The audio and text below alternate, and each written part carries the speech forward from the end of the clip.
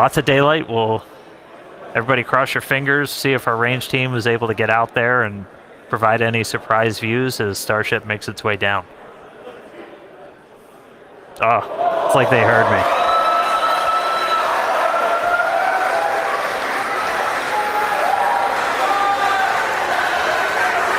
Ready and waiting, let's go. Dan, you just spoke that view into existence there. And again, all brought to us by Starlink. Maneuver has started. All right, there we go. So we're now starting into our really heavy bank maneuver. Again, this does almost like a half circle loop to our actual trajectory. We're heading to the same exact splashdown point, but we're kind of doing a more roundabout way to get there, where it's this kind of big, long half-moon loop and then a really aggressive kind of twist right at the very end. And that would line us up with the launch tower. Starship, on a return to launch site, would fly over the tower, do a quick landing burn flip, and then come down for catching the arms.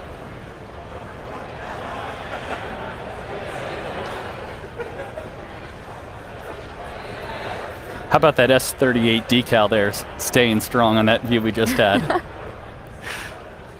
Good to see the numbers back on. Yeah. All right, should be hitting transonic in about 2.5 minutes. Landing flip coming up in about 4. Pretty clouds there in the Indian Ocean today. Again, yeah, we changed our launch times. We launch in the evening now, so we get these daytime views down in the Indian Ocean. One of the things we're really looking for, the reason we have the drone, other than, yeah, that looks really cool, is we're able to kind of see the ship. We can only see so much from these cameras. You can't see like the vast majority of the heat shield. So we throw these buoys out there. We've got there's... You spoke it again, Dan. There it is. They're playing with me in the control room. All right. But we have these buoys out there. We have these drones that we're trying to see externally how the heat shield held up. Everybody saw from Flight 10, it had a little bit of a paint job, a little bit of a reddish hue. That was from those metallic tiles that we had tested. Kind of oxidizing really rapidly in that plasma and then spreading those little oxide particles all over the heat shield. No metal tiles on this flight, so not expecting to see that. Dynamic pressure is coming down.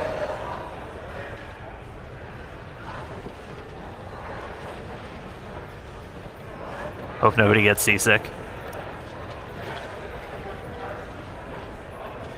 All right, coming up on transonic shortly. About 2.5 minutes of landing burn. Yeah, and once we get to around the 15-kilometer altitude mark, that's where we have a lot of flight history. Starship is transonic, starting the belly flop phase of flight. Yep, that belly flop phase that we perfected in the suborbital campaigns, we're entering that now.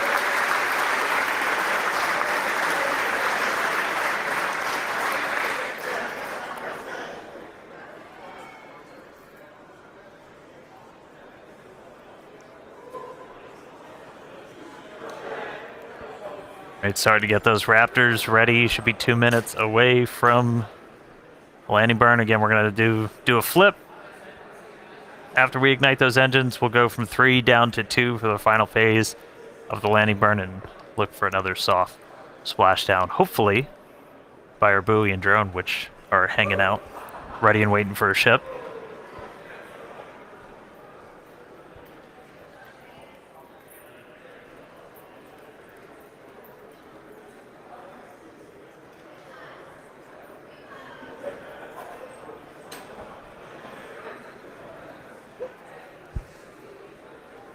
Seeing all 3 center engines have entered the chill phase.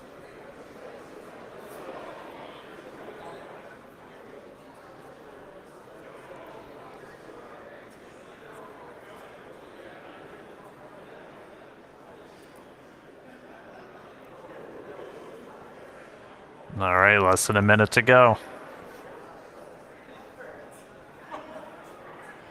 The ship is making its turn for final approach.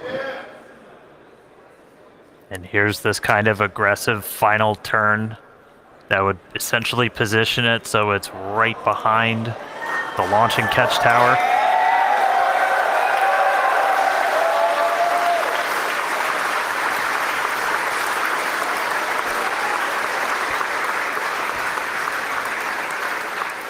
Flaps holding strong. Landing burn in just under 20 seconds.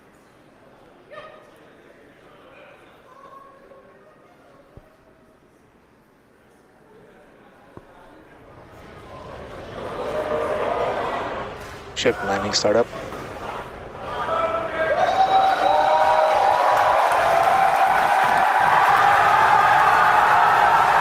There's our landing burn.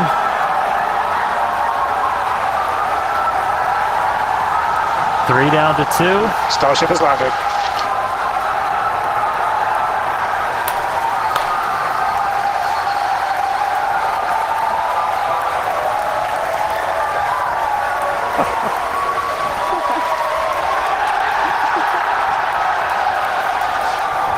As we said, we're not planning on recovering the ship today. Hey, welcome back to Earth, Starship.